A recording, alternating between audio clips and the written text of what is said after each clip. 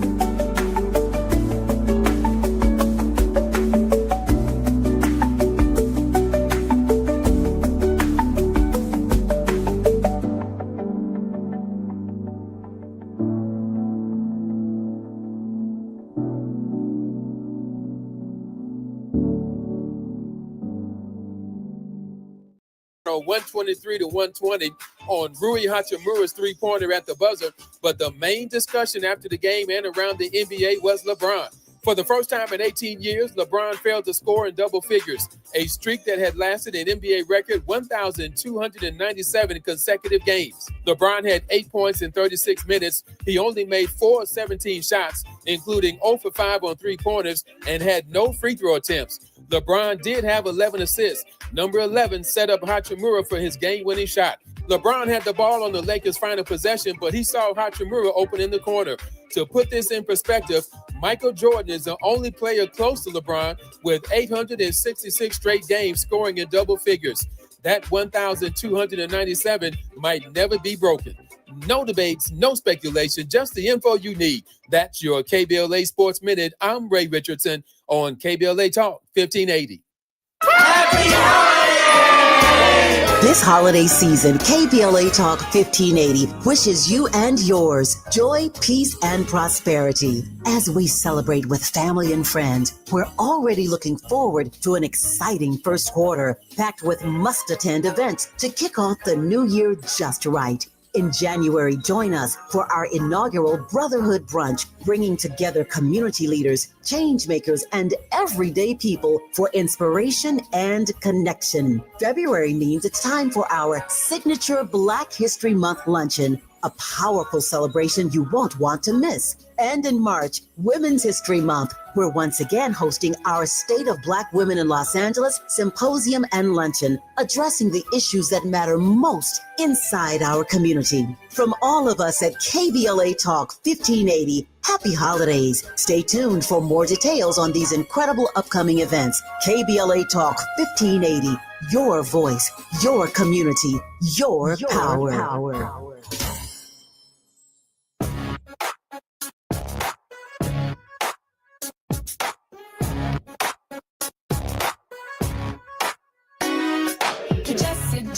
Junior Show. The Jesse Jackson Junior Show. The Jesse Jackson Junior Show. The Jesse Jackson Junior Show. Come on and talk with me. Come on and listen to me. Come on and talk with me. Come on and listen to me. KBLA Talk 1580, download the app.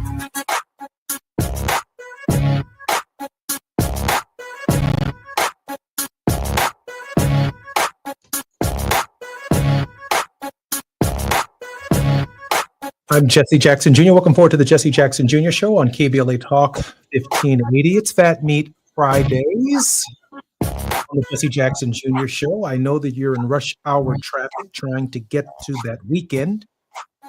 And we're grateful that you're joining us on the Jesse Jackson Jr. Show in Season 2. This is our Season 2 launch this week. I'm particularly proud that on Fridays, the host of our show is none other than Gina Towns. Gina Towns is the creator and the director and executive producer of the Jesse Jackson Jr. Show. She has completely revamped the show, for which I am extremely proud. She is a graduate of Hampton University, a graduate of Princeton Theological Seminary, a social activist, and I'm just so grateful for the work that she does to make this show and so many other things happen. Gina, welcome forward to the Jesse Jackson Jr. Show. Hi, Jesse Jackson Jr. How are you today? I'm doing great. You doing all right? I'm doing okay. All right, fantastic. It's just cold here in Chicago. Yeah, well, it's Chicago. Yeah, I heard that. Had a wonderful visit yesterday, last evening, with Reverend Sharpton, who flew into town to spend a few private moments with Reverend Jackson, and I was particularly excited. Prayed with him, prayed with Dad, prayed with a small group of friends. When my father hears voices that he recognizes, he gets very animated. He opens his eyes, he squeezes their hand, and he tries to talk, and we all stop to hear that one sentence or two that might come out. But I am so grateful that Dad is with us. I am so grateful that Reverend Sharpton took time out of his extremely busy schedule. I think he also had this morning a funeral to preach and then fly back to New York for his own show. Ashley Sharpton was here, and Dominique Sharpton, who was running the Sharpton radio show yesterday. We're so grateful to the Sharpton family for that private time. Gina, I have a question that I wanted to raise with you in this first segment about serious buyer's remorse. I looked on social media yesterday and again this morning, and I know that the clip may not be ready, but that's fine. Let's just talk about it on this side of the break, and maybe after the break we'll have a clip. I saw a Somalian press conference in Minnesota. United States citizens held a press conference sometime last year endorsing the candidacy of Donald John Trump. Today, Donald John Trump has, through the Immigration Customs Enforcement Agency, descended upon that community and is threatening to, I don't want to say export, he's deport. He's threatening to deport the entire Somalian community, suggesting that their immigration status in the United States is not warranted. And I'm just thinking in this moment about the buyer's remorse associated with that attack upon Somalians who did not support Kamala Harris, did not support the Democratic Party. Somehow they found hope in the rhetoric of Donald Trump, and they must have a profound sense of buyer's remorse today. Gina, your thoughts? Well, that clip is ready if you'd like to go to it. Oh, let's go to it. Do we have time? Do we have time? Okay, let's do it. Again, my name is Faisal Deri, and we're here gathered today with the community leaders, business leaders, and youth leaders from the Somali community and from the Muslim community in Minnesota. And we're gathered here today to fully support and endorse President Trump. Let me make the distinction or the delineation. I'm a foundational Black American. My mama Black, my daddy Black. I did not come from any place other than here. I don't go to Jamaica and speak on what's happening in the grill. I do not go to Ghana and speak what's happening in Ghana. I do not go to Nigeria and talk about what's happening in Lagos because it's none of my business. It is not my place. When you come over here from the Caribbean, from Africa, from South America, whichever type of black that you are, you get an immigrant experience. You do not have 400 years of chattel slavery hanging over your head. You do not know anything about Jim Crow, and you do not understand what is happening to us directly. You catch a little bit of an incident here and there because you look like us. So I'm gonna need everybody who's not a foundational black American to stay the hell out of my conversation, understand it's not your place, and realize that we have things to do. Man, Gina. Gina. Well, Well. well, Well. well. So let's start with the commentator for how we addressed that right there. And in fact, I think we may even need to take a break after. We get us out and back. I think we need to stew on that one for a minute. I'm Jesse Jackson Jr. You're listening to the Jesse Jackson Jr. Show on KBLA Talk 1580. When we come forward, we're going to have a conversation about Somalians in Minnesota who endorsed Donald John Trump.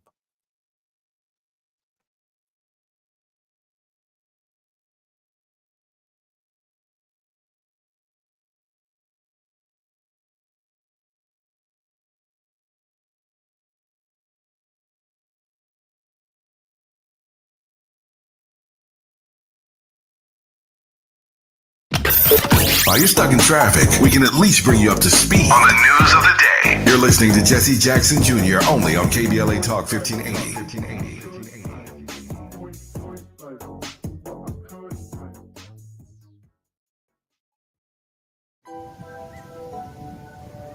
KBLA Talk 1580 remembers Robin Ayers on the 1-year anniversary of her passing. 1 year ago this week, we lost a remarkable and vibrant voice. Robin Ayers touched countless lives through her passion, her love, her service, and her smile, which you could see through the radio. KBLA Talk 1580 honors her memory and celebrates the legacy she left behind. Robin, your spirit lives on in every conversation, in every connection, and in every one of us, inspired by your voice. Gone, but never forgotten. KBLA Talk 1580, where voices matter. I'm missing you. Tell me why the road turns. I'm missing you. Tell me why the road turns. 250 years ago, a promise was made to connect families and friends near and far. And during the holidays, that promise is more important than ever. That's why USPS is building a better network to meet your needs with timely deliveries, easy and affordable ways to ship, and everything you need to make your season full of holiday cheer. Our purpose is delivering your peace of mind, knowing your love will arrive, bringing joy to all. The United States Postal Service. Learn more at USPS.com/holidays. If you love to travel, Capital One has a rewards credit card that's perfect for you. With the Capital One Venture X card, you earn unlimited double miles on everything you buy. Plus, you get premium benefits at a collection of luxury hotels when you book on Capital One Travel. And with Venture X, you get access to over 1,000 airport lounges worldwide. Open up a world of travel possibilities with the Capital One Venture X card. What's in your wallet?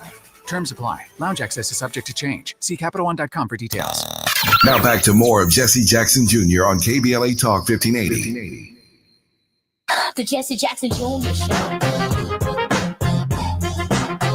The Jesse Jackson Jr. Show. The Jesse Jackson Jr. Show. The Jesse Jackson Jr. Show. King Volley drops the beat. Come on and talk with me. Come on and listen to the me. Come on and talk with me. Come on and listen to the me. KBLA Talk 1580. Download the app. I'm Jesse Jackson Jr. Welcome forward to the Jesse Jackson Jr. Show on KBLA Talk 1580. It's Fat Meat Fridays with our co-host, Gina Towns. Gina, welcome forward to the show. Thank you, Jesse. How are you? Gene, I'm doing great. But listen, check this out about those Somalians in Minnesota who had that press conference Yeah, promoting the candidacy of Donald Trump. And that commentator, Gina. Yeah. And if you are just joining us on radio or even in our social media feed, we listened to a clip before we came forward here where some of our brothers and sisters from around the world who are in the United States endorsed Donald Trump in the last election. And the commentator from that clip talked about how our experience is just different in the United States. We love all of our brothers and sisters around the world. We try to love everybody, even those who don't love us. And I know that Dr. Franklin, who is waiting to come on in the studio, will be glad to hear love for one another, because we are certainly going to talk about that. But our experience is just different. I have a really good friend, several from other areas around the world. But in particular, one of my friends is Jamaican, and I shared with him because he had shared with me. He says, you know, you all are nothing like I thought when I moved here because of the propaganda that had been propagated about African Americans for decades in other parts of the world, where that we were lazy. You know, we didn't want to work, hard to educate, whatever you name. And I said, well, you know, and your accent allowed you to be able to have opportunities that perhaps some other African Americans would not be able to have, but you fill a quota. And so that is that unfortunate piece that divides and separates those of us who come from the continent of Africa and found ourselves in different places, be it the Caribbean or, you know, Haiti or the United States of America, but certainly from Somalia. I just remember there being famine in Somalia as I was growing up. And I just don't know that I would speak about anybody being president who has spoken about Black people the way that Donald Trump has. You know, I'm disappointed because when you think about their representative in Congress, who is one of Congress's most progressive members, Ilhan Omar, a candidate that I support, that we support, that needs to be supported, who receives these attacks from Donald Trump on nearly a daily basis. These are constituents of Ilhan Omar who supported Kamala Harris and the Joe Biden administration. Of course, she had criticisms and critiques of our own internal politics within the Democratic Party, which I respect. But these constituents within the Somalian community, business people, Muslims, and others, young people, the particular endorser suggested, a couple of dozen of them were standing there when they had this press conference back last year, announcing their support for Donald John Trump. And they weren't apparently paying attention, or they didn't hear or understand the legitimate grievances that African Americans have here in the United States. And now Donald Trump is sending the Immigration, Customs, and Enforcement Administration to Minnesota with a commitment to the MAGA base that he plans to round up as many of them as possible and detain them and possibly even deport them back to their country of origin, back to Somalia. Putting all of us in a very, very unique position, or a challenging position, to one, fight for their human rights as U.S. citizens, but they were on the wrong side of the very process that Governor Tim Walz and Ilhan Omar, the political leadership of that state, that was literally standing between them and potential deportation. Absolutely. I mean, the irony of that is so stark. But the commentator, and I know that we're going to be bringing forward our guest in just a moment, Dr. Robert Franklin, the commentator was particularly insightful in that those of us who have an experience through pre-Reconstruction, the construction of the United States, the Civil War, the deconstruction of the United States, the Reconstruction period of the United States, Jim Crow, all the way up to Brown versus the Board of Education, and all the way up to the election of Donald John Trump, we have a history as African Americans that needs to be respected by our brothers and sisters from the Caribbean who come to the United States seeking a better way of life, who do not have a full appreciation that we have a shared history on how Somalians ended up in starvation, how the Caribbean ended up populated with Afro-Caribbeans in Cuba, in Jamaica, in South America, and what that process was. And understanding that process should be important to your geopolitical reference. I know if my father were capable, he'd be standing today with Somalians who are arguing and fighting to stay in the United States of America. I know he would be there because that's just who my dad is, and that's just the kind of heart that he has. But on the other hand, he would be facing tremendous criticism. Like, Reverend, they did not vote for Kamala Harris. Why are you standing there with them? Well, here's the thing about grace, because there are so many people who have buyer's remorse. And a lot of people, and I have always cautioned people about being one-trick ponies when it comes to politics. You cannot vote one issue and say, I'm going to put all of my faith in this particular promise, because you won't hear it again.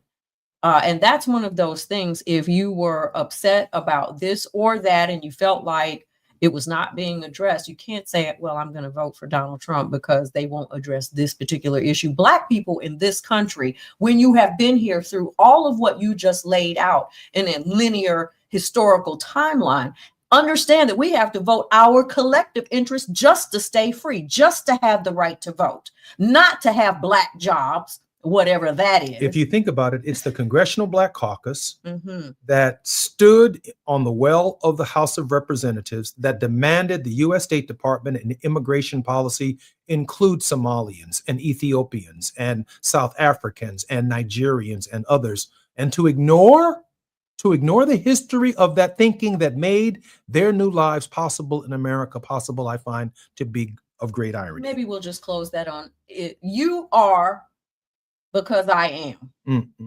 Dr. Robert Franklin. Dr. Robert Franklin. A leading theologian, author, academician, known for his work on moral leadership, serving as the former president of Morehouse College, and currently holding the James T. and Berta R. Laney Chair of Moral Leadership at Emory University's Candler School of Theology. Also a senior advisor to Emory's president, is our very special guest on Fat Meat Fridays and the Jesse Jackson Jr. Show. Dr. Franklin, welcome forward to the show.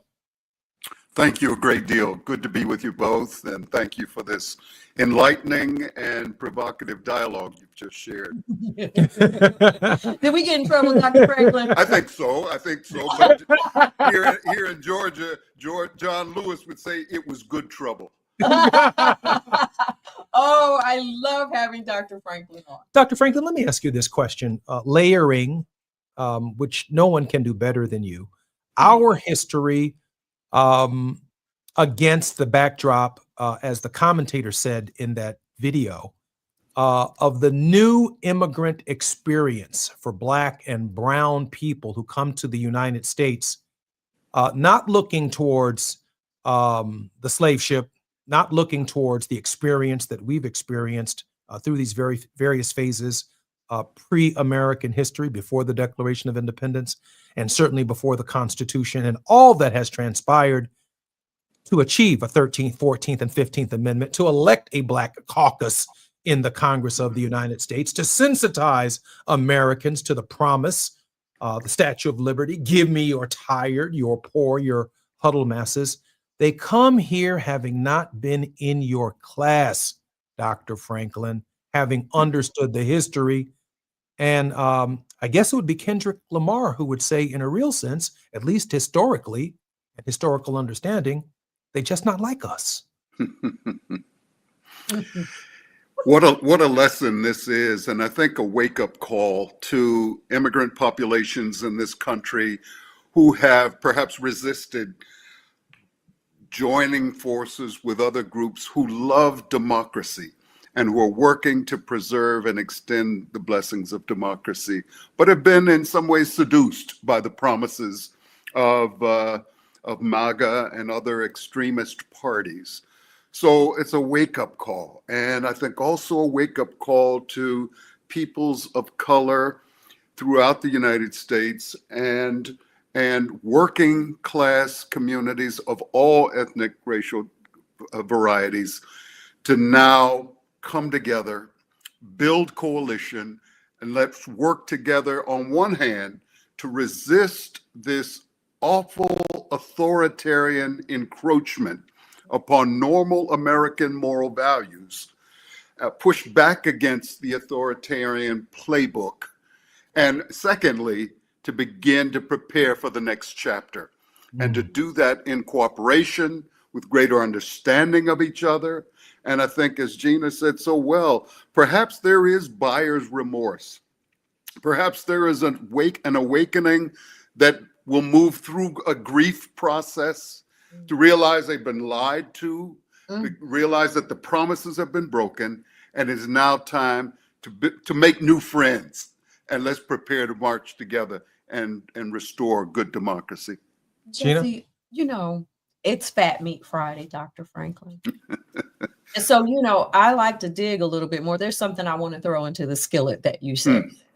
You used the word that people come here, and you described it with the word seduction.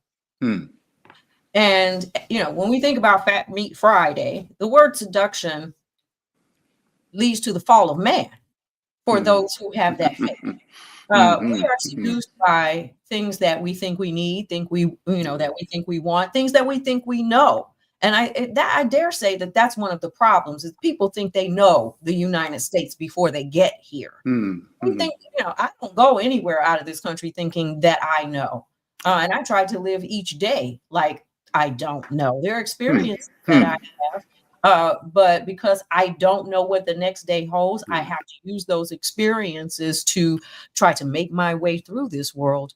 But unfortunately, people probably do come here thinking they have an understanding about what has really transpired in our country, and the seduction of America alone with the promise of capitalism brings people here with a certain attitude, perhaps. No, I think you're absolutely right. And once again, it's a matter of reading critically, of listening, of studying daily events, and drawing conclusions, or at least formulating hypotheses about what does this mean? Who are the people who are in charge, who treat immigrants, who treat refugees, who treat children in this way? It is immoral, it is ungodly, and contrary, again, to the best aspirations of the American dream. And those words from the great poem by Emma Lazarus, etched onto the Statue of Liberty, "Give me your tired, your poor, your huddled masses." That is an invitation to the world. And we've become a great nation because we have open doors. And now we're slamming them shut. We are burning the bridges with allies. And so it's an awakening and a reckoning period once again for all of us. I think that I think you're absolutely right. And I find it fascinating that immigrant groups of color tend to come to the United States and they set up their own communities. It's in San Francisco, there's a Chinatown. There's a Chinatown in Chicago. There's a Chinese section in New York. There's an Irish community, historic Irish community here in the city of Chicago. There's Little Italy here in Chicago. There's a Little Italy in Los Angeles. These cities, these immigrants come to the United States. They protect first their culture, their sense of home. They have the freedom to do so in our country. And I think that Somalians and Nigerians and others come here with the same cultural model, if you will, to find themselves in community, speaking languages and sharing cultures, reflecting upon how they made it over, if you will. But then there is this reality that our history, the one that they teach at Ellis Island on your way into the United States, is not the same history that has actually responsible for the United States becoming what it is. I'm Jesse Jackson Jr., listening to the Jesse Jackson Jr. Show. Our very special guest is Dr. Robert Franklin, an Emory professor and a distinguished theologian and political analyst. More when we come forward after the break on KBLA Talk 1580.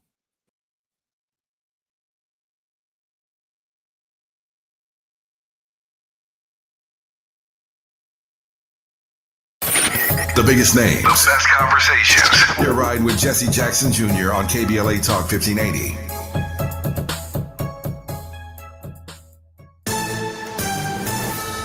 I'm Amber Payton with BIN News Now. Chicago's Black Mayor Brandon Johnson is rejecting an alternative budget from city council members that leaves out a corporate tax. I think it's pretty straightforward here. Critics say the tax unfairly targets small businesses, but Johnson insists it's staying. His team will meet with aldermen this weekend to discuss next steps. Reported hate crimes in Los Angeles County are down 1%, but still at their second highest level in 44 years. The latest data shows spikes among Black residents, LGBTQ+ people, Muslims, Jews, Latinos, and others, especially in schools and incidents tied to Middle East conflicts. And Michael Jordan is set to testify in a federal antitrust trial against NASCAR. The NBA legend co-owns 23XI Racing and claims NASCAR's new deal limits team revenue. Jordan's team refused to sign it, calling it unfair to smaller teams. NASCAR denies any wrongdoing. Get BIN News Now on demand 24/7 on the iHeartRadio app. Compassion sponsorship means food, healthcare, education, and most of all, being known, loved, and protected. There are thousands of kids waiting over a year. End their wait. Sponsor a child with compassion today. Text the word radio to 83393. This is the KBLA Sports Minute with Ray Richardson. One of the more significant milestones in LeBron's 23-year NBA career came to an end Thursday night in Toronto. The Lakers beat Toronto 123-120 on Rui Hachimura's three-pointer at the buzzer, but the main discussion after the game and around the NBA was LeBron. For the first time in 18 years, LeBron failed to score in double figures, a streak that had lasted an NBA record 1,297 consecutive games. LeBron had 8 points in 36 minutes. He only made 4 of 17 shots, including 0 for 5 on three-pointers, and had no free throw attempts. LeBron did have 11 assists. Number 11 set up Hachimura for his game-winning shot. LeBron had the ball on the Lakers' final possession, but he saw Hachimura open in the corner.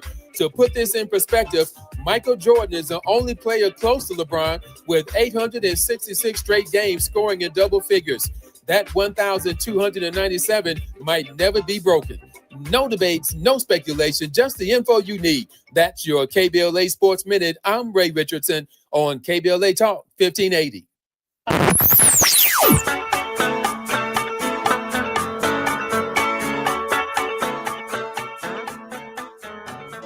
This is KBLA Talk 1580. Talk radio that's music to your ears. We're unapologetically progressive. KBLA Talk 1580.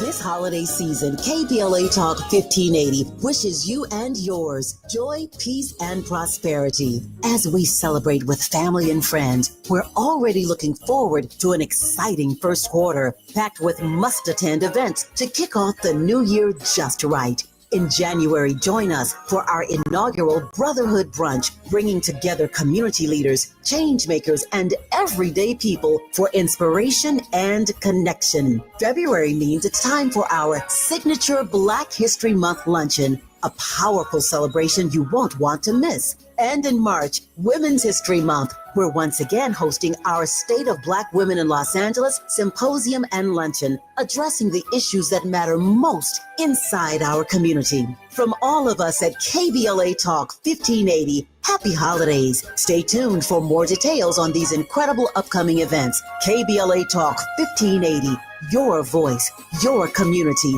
your power. If you're an adult in need of an accredited high school diploma, the Los Angeles Public Library can help. You can earn one for free in as few as 5 months online with 24/7 access. You also get a personal academic coach plus special training focused on 9 in-demand industries, as well as a resume and cover letter to advance your career. Visit the website at lapl.org/diploma. That's lapl.org/diploma. The holidays mean more travel, more shopping, more time online, and more personal info in more places that could expose you more to identity theft. But LifeLock monitors millions of data points per second. If your identity is stolen, our US-based restoration specialists will fix it, guaranteed, or your money back. Don't face drained accounts, fraudulent loans, or financial losses alone. Get more holiday fun and less holiday worry with LifeLock. Save up to 40% your first year with promo code NEWS. Visit lifelock.com. Terms apply.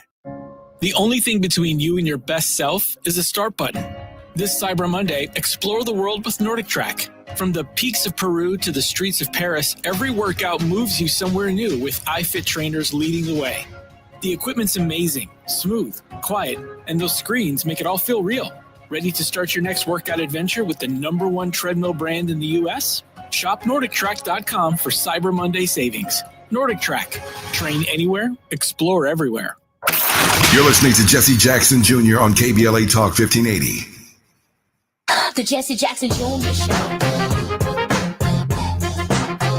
The Jesse Jackson Jr. Show. The Jesse Jackson Jr. Show.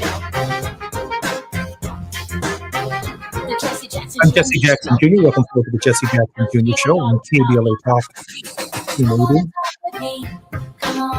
This is Happy Fridays, our very special co-host of the program on Fridays, none other than Gina Towns, the creator and producer of the Jesse Jackson Jr. Show. We are celebrating our second anniversary on the radio, 1 full year on the radio, and particularly grateful to KBLA for giving us this opportunity. Our very special guest in this hour is distinguished Emory Professor Dr. Robert Franklin, and also the former president of Morehouse College. Dr. Franklin, welcome forward to the Jesse Jackson Jr. Show. Thank you so much. Great to be with you today. Dr. Franklin, you know what just hit me after listening to you in the last segment? I thought about why would my dad go to Minnesota? Why would he go to meet with the Somalian community? He would go there to share with them this history.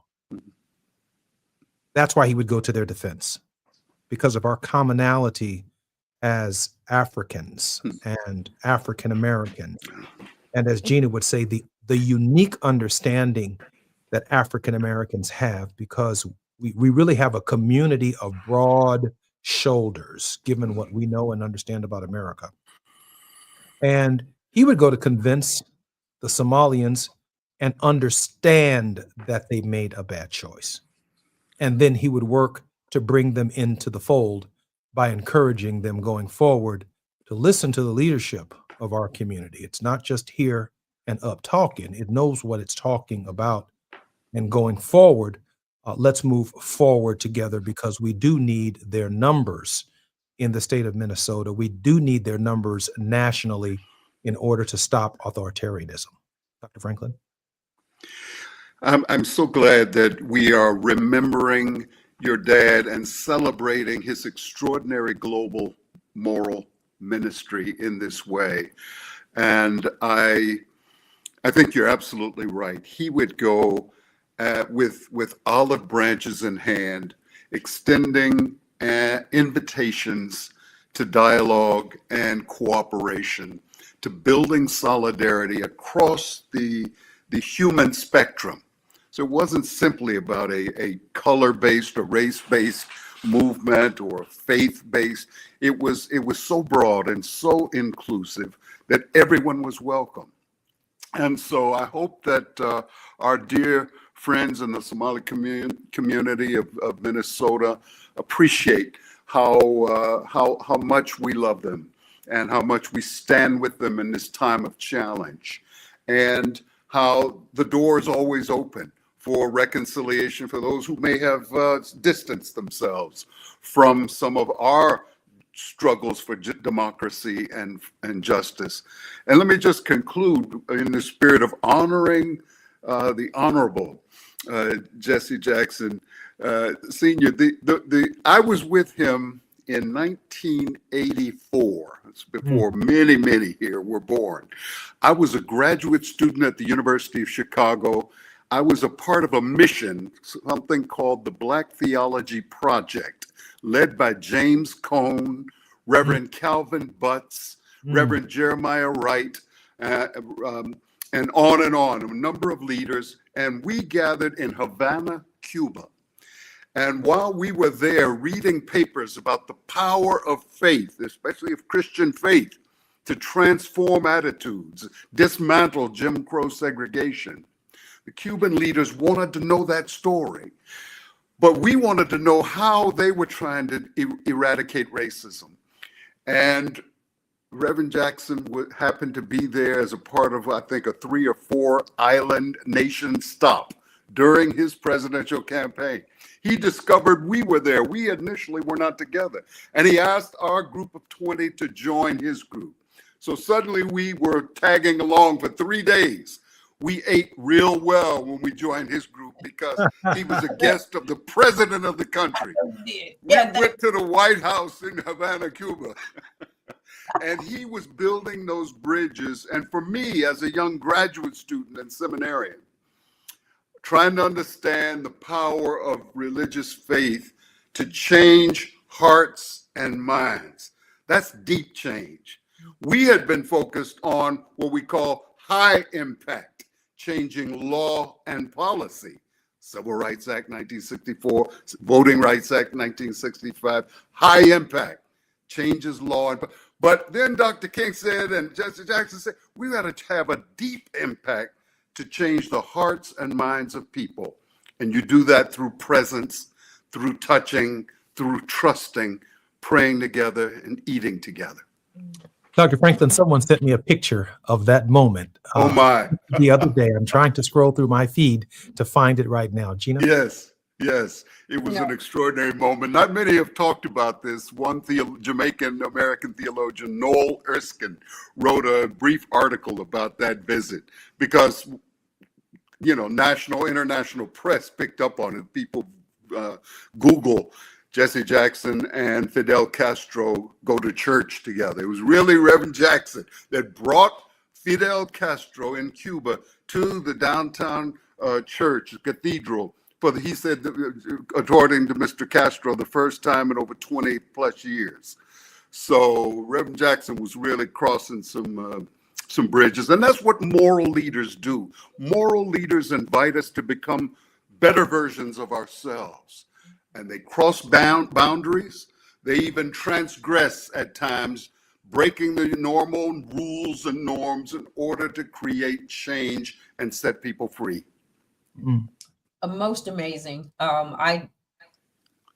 You very often, Dr. Franklin, leave me speechless because you hit the issues so well, and then you undergird the issue in an explanation that everyone has to stop and think about. Because as you were talking, and even before, we came back from the break, I thought how much better we are when we are united. The tool of division, that is one of those seductive tools because you think that you're going to get something and get ahead of someone else and you will be better off in that. And that just simply is not true most of the time. And even if it lasts for only a little while, in the end, we still are that much better. I would offer that the African-American experience in the United States qualifies us to be the best friend of anybody in the world. Why? Because we understand it. Even in this hour, you have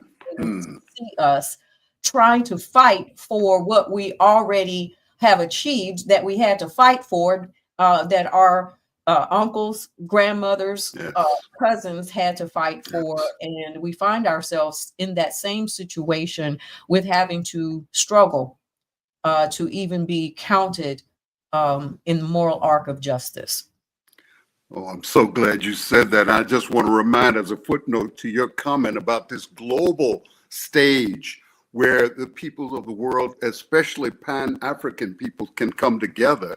That I was just recently reading about what happened in London in 1900, the first Pan-African conference. And Dr. W.E.B. Du Bois was there and wrote an important speech. People should Google that. But there were a couple of other notable African Americans with it, because there's African leaders, Caribbean leaders, and African American.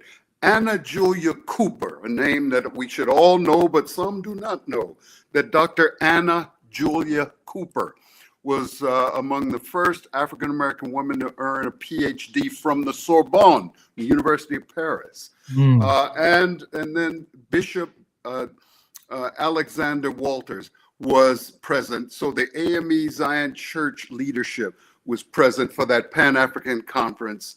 And we need to remember there's a global audience for the work that we are doing. I'm particularly proud of that work, and I'm also particularly proud of the contribution, Dr. Franklin, that you have made to that global perspective and that global work. And I am confident, just as confident as I am sitting here, that Martin Luther King Jr. At age 39, when he was taken away from us, had also, by the way, a Nobel laureate, had also given consideration to the diaspora and the dynamic that the separation of families ultimately had for all of us. I'm Jesse Jackson Jr. You're listening to the Jesse Jackson Jr. Show. It's Fat Meat Fridays with Gina Towns and our very special guest, Bob Franklin. More when we come forward on KBLA Talk 1580.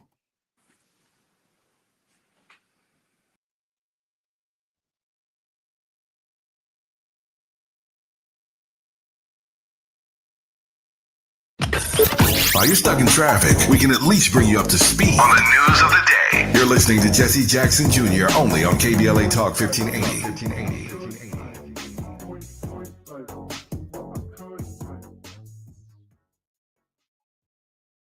In California, all workers have rights, no matter their immigration status. If you or a family member were detained by federal immigration authorities and did not receive your final paycheck, contact the Labor Commissioner's office. You can file a claim even if you left California or the U.S. Call 833-526-4636 from the U.S. or outside the country 001-833-526-4636. Document wage theft and report it to the Labor Commissioner's office. Cedars-Sinai is helping shape the future of Los Angeles, working alongside local communities and showing up with resources and healthcare programs that open doors for people across the city. Through career development programs like Next Gen Healthcare Pathways and partnerships with over 200 organizations like Black Men in White Coats, Cedars-Sinai is educating and empowering future healthcare leaders right here in LA. With access to education, mentorships, and hands-on experiences, we can build a healthier Los Angeles together. Cedars-Sinai, here for LA. The California Crusader newspaper would like to thank all of our subscribers for their support throughout the years, proudly serving the South Los Angeles and South Bay areas for more than 40 years. The California Crusader is a multicultural, Black-owned, adjudicated newspaper that focuses on providing newsworthy information to the people in our community. We're constantly looking for ways to assist businesses in our community to connect with our subscribers. We provide low-cost, effective ways to promote your business with our reasonable and affordable advertising rates. You can participate by suggesting, sharing, and submitting your stories on the California Crusader newspaper Community Share Facebook group page, or visit our website at cal-cruise-news.com. That's cal-cruise-news.com. Then click on the Submit Now button located on the top right corner of the homepage, or text CCN to 42828. Again, text CCN to 42828. The California Crusader newspaper, working together to build a better community for our future. Subscribe today. KBLA Talk 1580. We've got a lot to talk about. KBLA Talk 1580, connecting you with services and solutions. Worried about eviction? You have rights, and Stay Housed LA can help. Stay Housed LA is a partnership between LA County, the City of Los Angeles, and local service providers. From Lancaster to Long Beach, we're here to help you with tenant education workshops, legal clinics, free legal services for eligible tenants, and online resources about tenant protection laws. Don't face eviction alone. Call our hotline at 1-888-694-0040. That's 1-888-694-0040. Or visit stayhousedla.org. Stay Housed LA, keeping Los Angeles residents in their homes. Stay Housed LA, your rights, your home, our community. This is a community call to action from KBLA Talk 1580.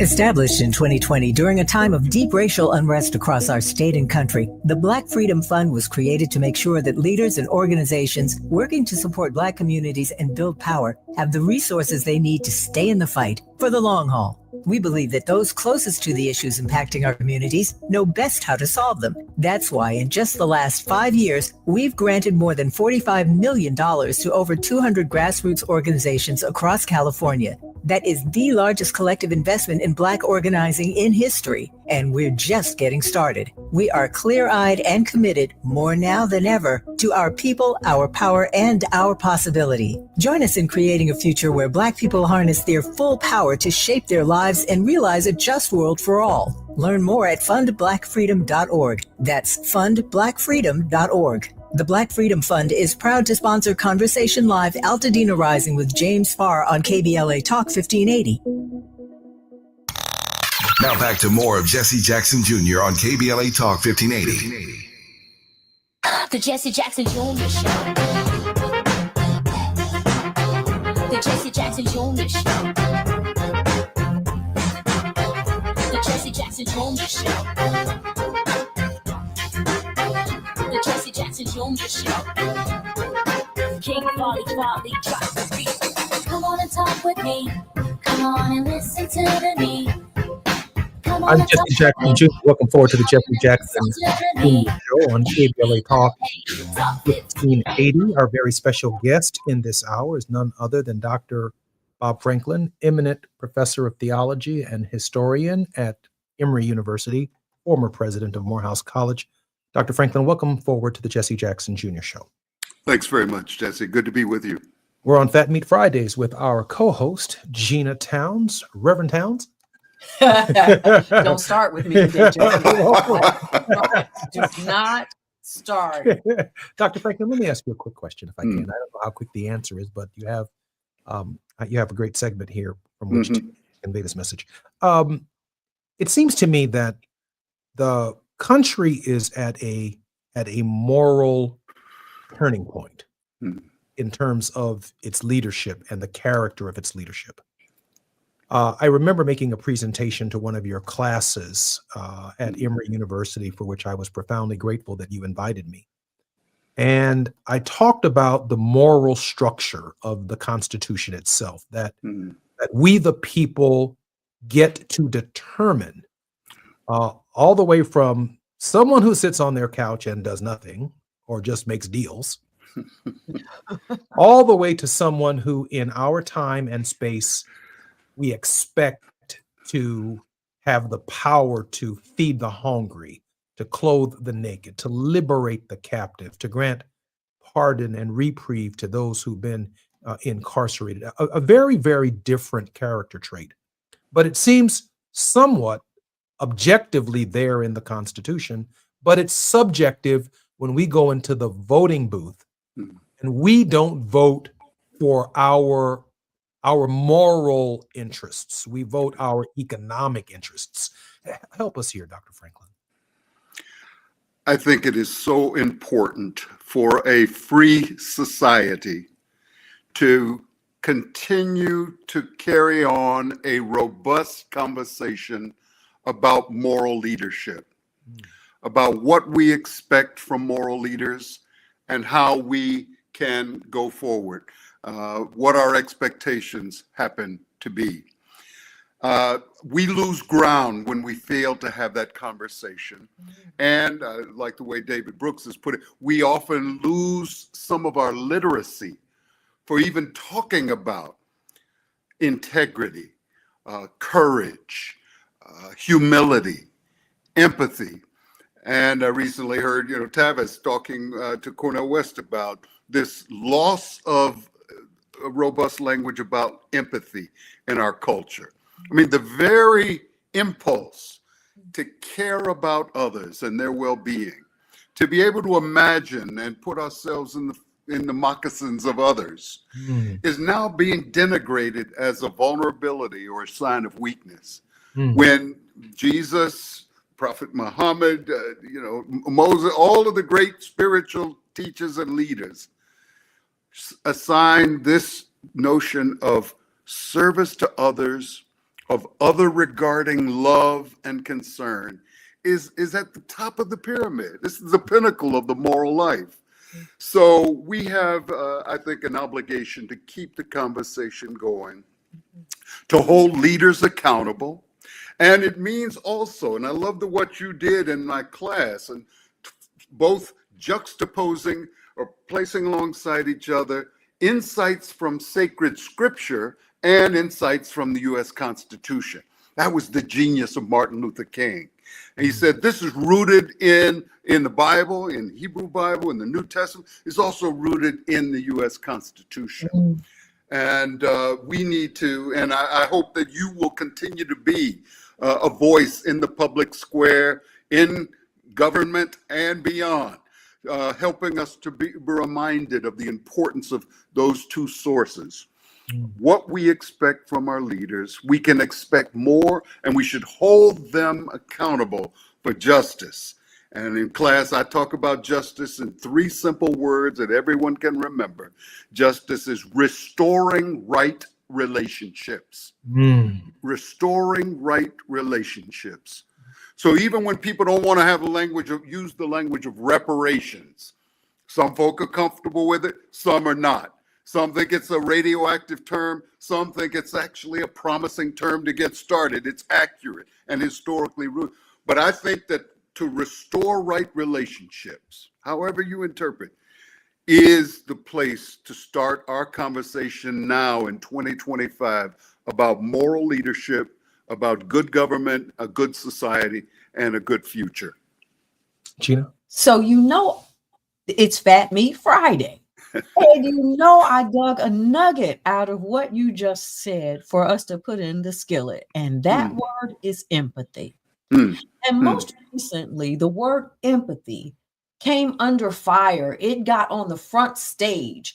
And I commented on a post not too long ago about the word empathy, because empathy is the word that allows us to open our heart and put ourselves in other people's shoes, to take our experiences to say, I've experienced something like that, or wow, I would not want to experience that, so that I can empathize. Whereas sympathy almost dictates that I look from on high, look down low to say, oh, woe is you. And while that's not what we mean when we use the word sympathy, particularly when it comes to people losing a loved one. So we don't want to confuse that. But when we think about the difference between the word empathy and sympathy, we find that we interchange them quite frequently.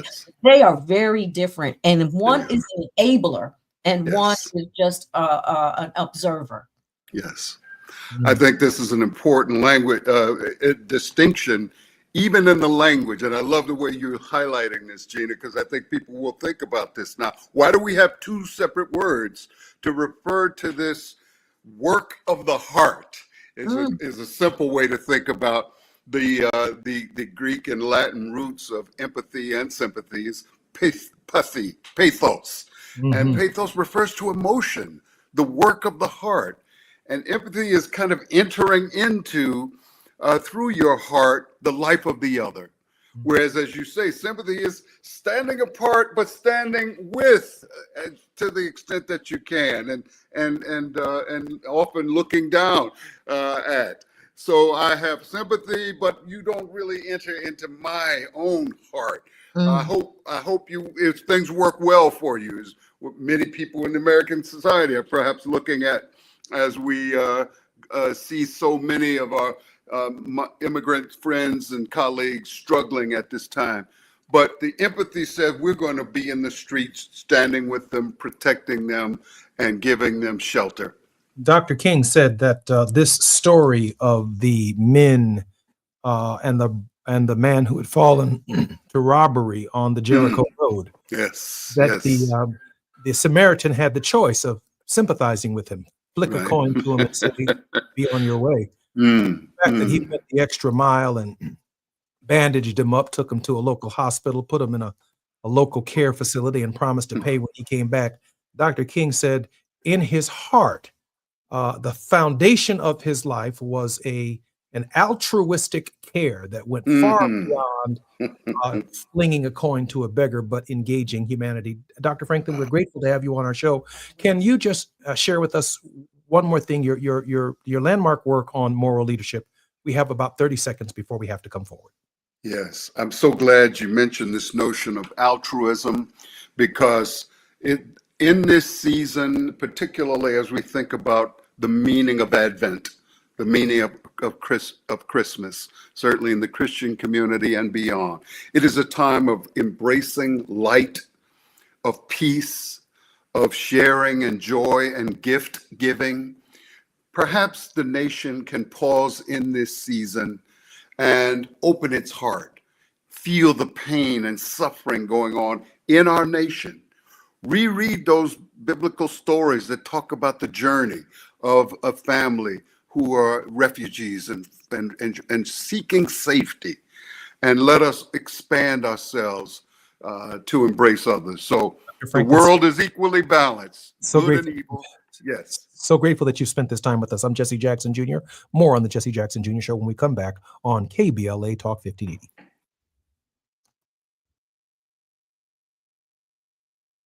KBLA 1580 Santa Monica. I'm Amber Payton with BIN News Now. Chicago's Black Mayor Brandon Johnson is rejecting an alternative budget from city council members that leaves out a corporate tax. I think it's pretty straightforward here. Critics say the tax unfairly targets small businesses, but Johnson insists it's staying. His team will meet with aldermen this weekend to discuss next steps.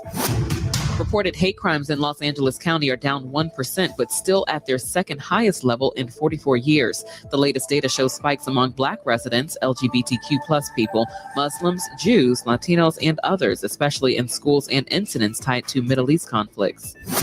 And Michael Jordan is set to testify in a federal antitrust trial against NASCAR. The NBA legend co-owns 23XI Racing and claims NASCAR's new deal limits team revenue. Jordan's team refused to sign it, calling it unfair to smaller teams. NASCAR denies any wrongdoing. Get BIN News Now on demand 24/7 on the iHeartRadio app. Compassion sponsorship means food, healthcare, education, and most of all, being known, loved, and protected. There are thousands of kids waiting over a year. End their wait. Sponsor a child with compassion today. Text the word radio to 83393. This is the KBLA Sports Minute with Ray Richardson. One of the more significant milestones in LeBron's 23-year NBA career came to an end Thursday night in Toronto.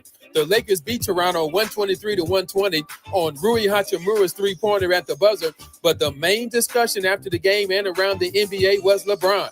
For the first time in 18 years, LeBron failed to score in double figures, a streak that had lasted an NBA record 1,297 consecutive games. LeBron had 8 points in 36 minutes. He only made 4 of 17 shots, including 0 for 5 on three-pointers, and had no free throw attempts. LeBron did have 11 assists. Number 11 set up Hachimura for his game-winning shot. LeBron had the ball on the Lakers' final possession, but he saw Hachimura open in the corner.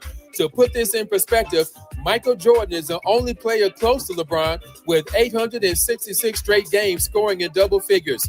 That 1,297 might never be broken. No debates, no speculation, just the info you need. That's your KBLA Sports Minute. I'm Ray Richardson on KBLA Talk 1580. Celebrate the soul of the holidays and support Altadena and Pasadena. Join us on Monday, December 15th, 7 p.m. inside the Bram Goldsmith Theater at the Wallace in Beverly Hills for Soul of the Holidays, a joyful night of Motor City Soul, gospel, and holiday classics featuring an 18-piece band, all-star vocalist, and community choirs, all in support of the Black LA Relief and Recovery Fund. This performance comes at a pivotal time for many in Altadena and Pasadena. This is their first holiday season since the devastating Altadena Eden Canyon fire, which destroyed homes and community spaces. While the physical losses are immense, the power of community remains, and your attendance directly supports recovery, resilience, and renewal. So, be sure to join us Monday, December 15th, 7 p.m. inside the Bram Goldsmith Theater at the Wallace in Beverly Hills for Soul of the Holidays, benefiting survivors of the Altadena Eden Canyon fire. For ticket information, just log on to tickets@thewallace.org. That's tickets@thewallace.org. This is a community call to action from KBLA Talk 1580 and the Black Freedom Fund.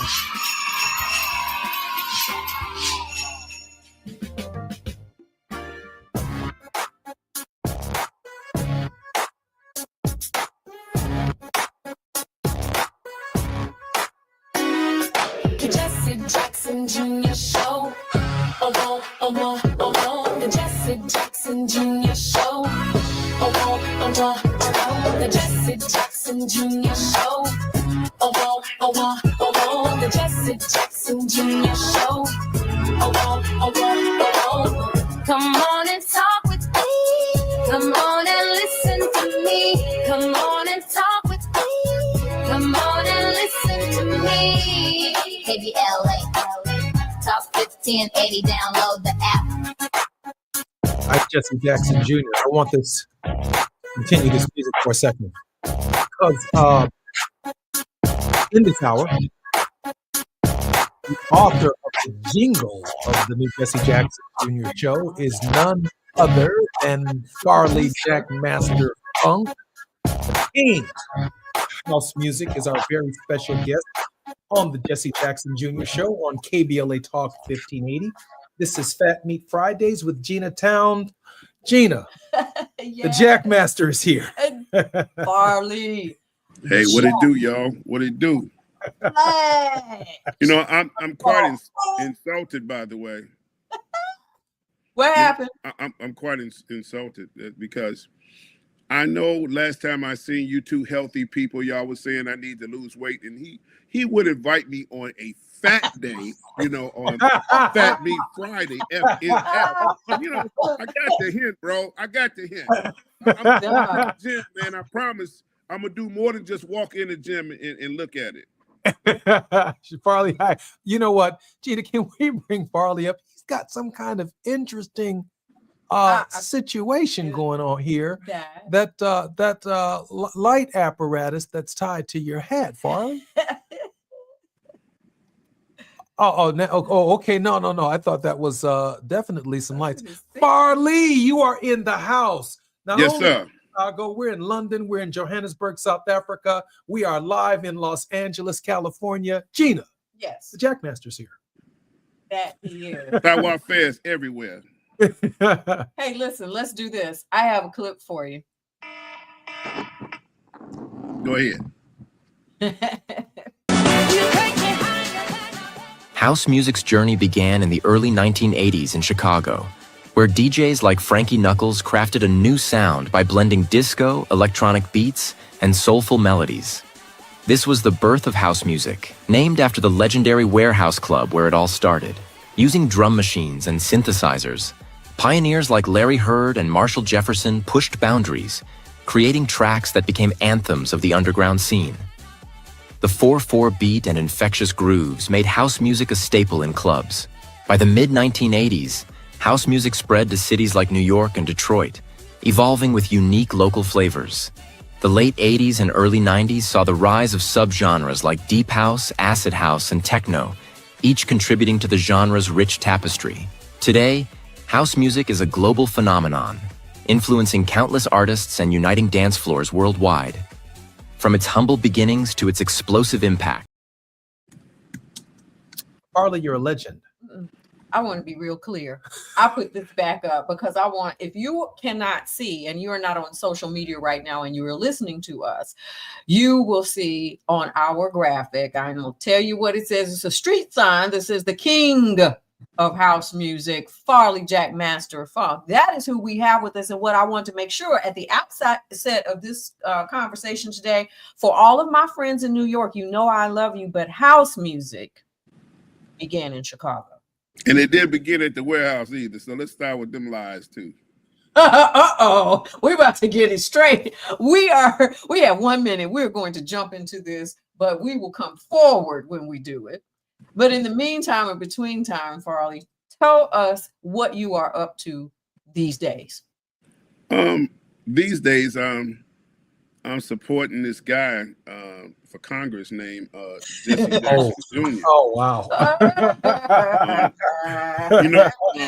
The music is important, but life is more important. Politics has never been more important than it is right now, and it's a time for us to take life at its most serious that we've ever taken it, in the 21st century.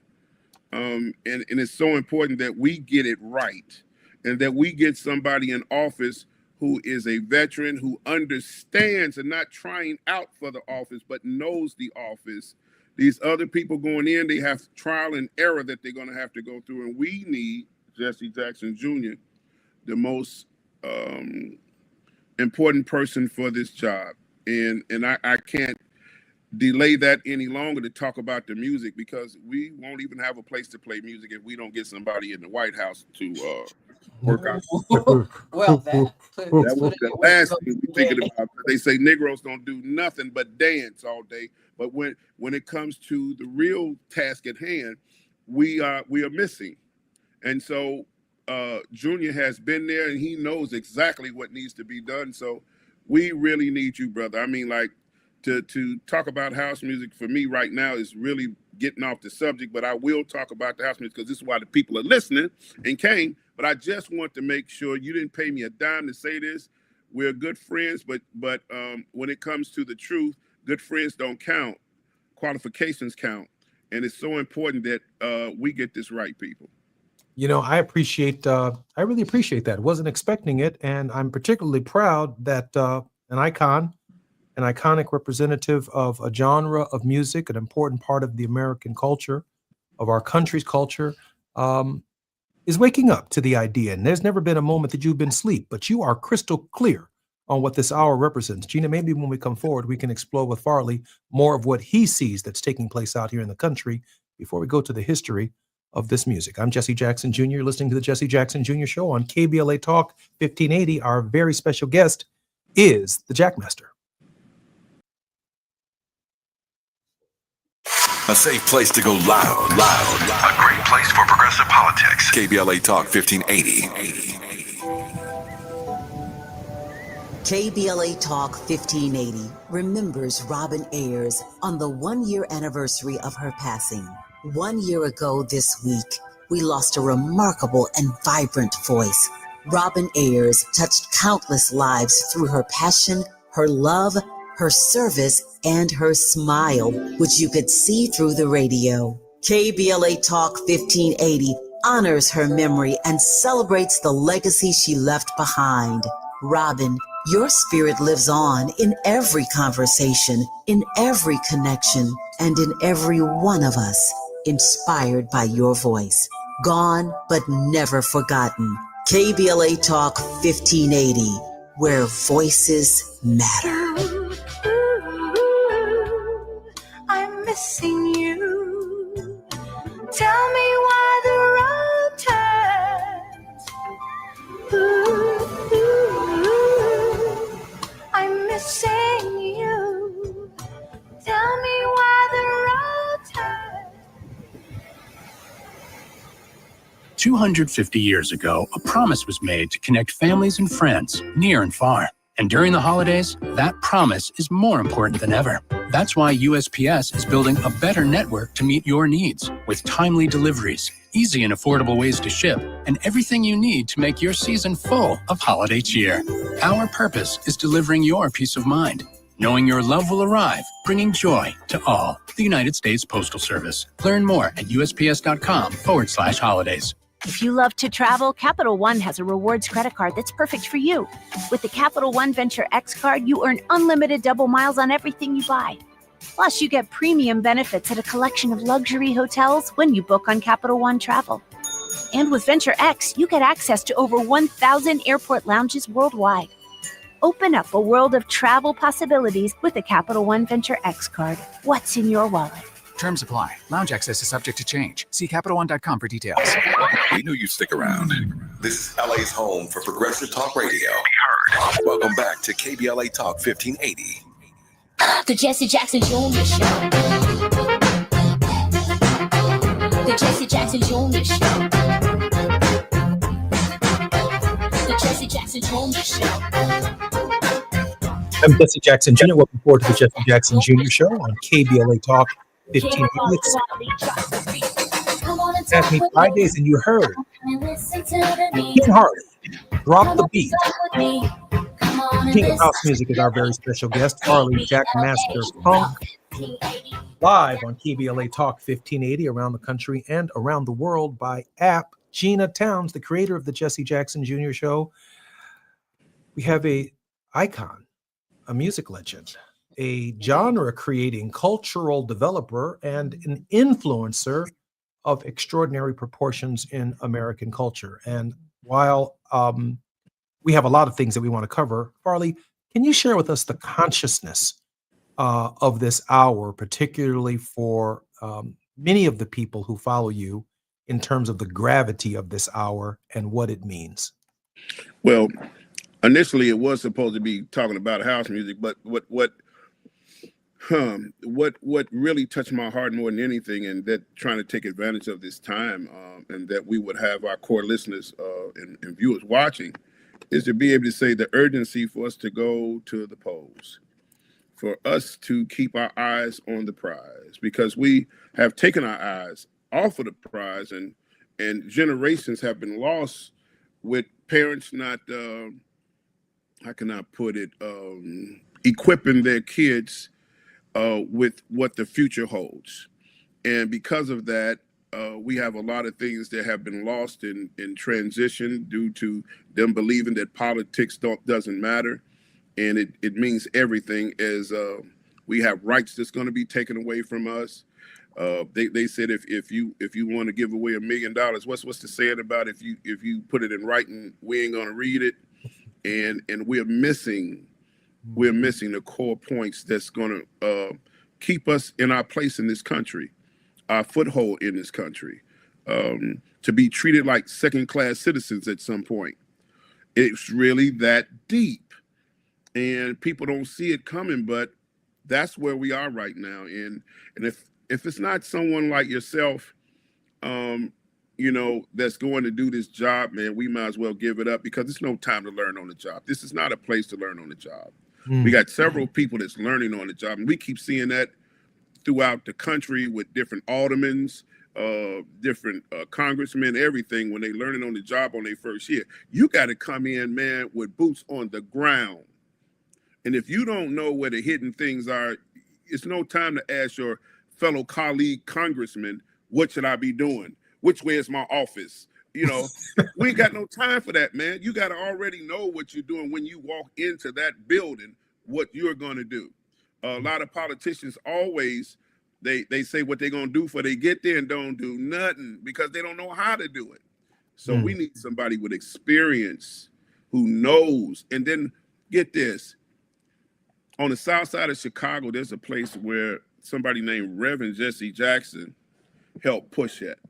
In the very community in which we come from, there should not ever be another millionaire in office, and let alone a billionaire, because they can't feel the problems of the people.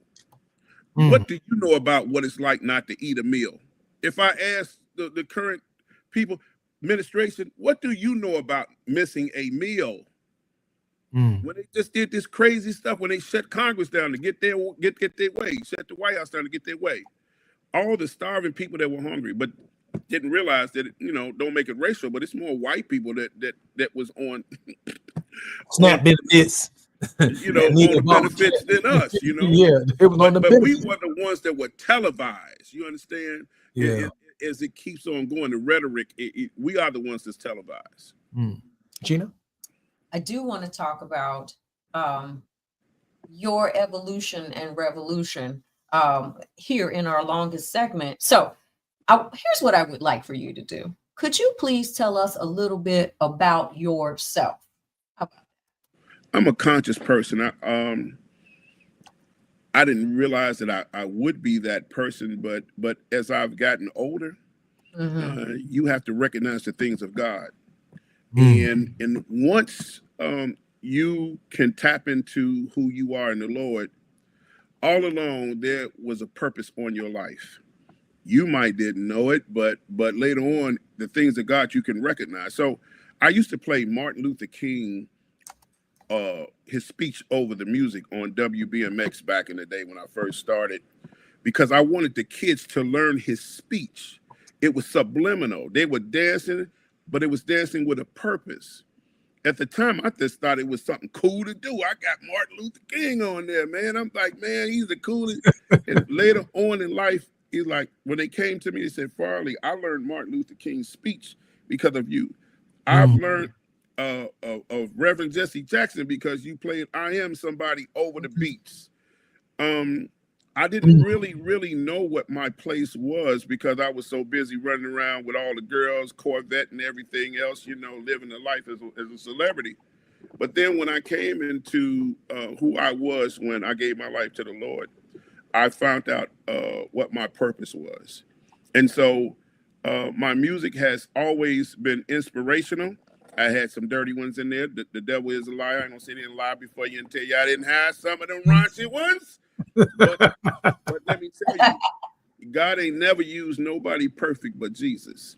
And so now therein lies the situation of all of us, no matter who's even doing what they're doing now.